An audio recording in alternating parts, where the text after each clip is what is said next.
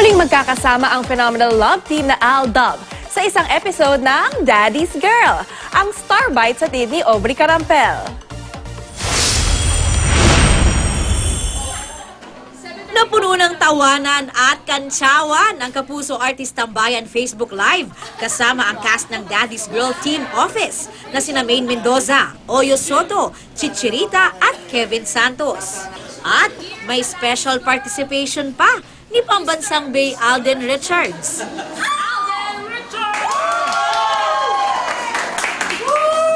Si Alden mapapanood soon sa Daddy's Girl bilang si Aldrich Reyes, ang kababata ng karakter ni Maine na si Stacy Otogan. Meron kaming childhood past dito ni Stacy, yung character ni Maine. Parang high school classmates kami. We're very close.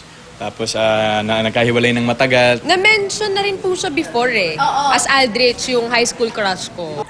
Wish granted daw ito para sa kanilang fans at sa Aldab Nation na mag-reunite muli sa isang project sina Alden at Maine sa telebisyon sa labas ng Itbulaga. Ang tagal na rin po nilang nire-request na mag-guest dito si Alden. As in, first episode pa lang yata nire-request na nila na mag-guest. So ito na yun para sa kanila. Itbulaga host kami doon. Ngayon, ito ulit, after Destined to be Yours, ito na ulit yung next. Sa lahat po ng Aldab Nation, please abangan niyo po ang episode ko sa Daddy's Girl this coming March.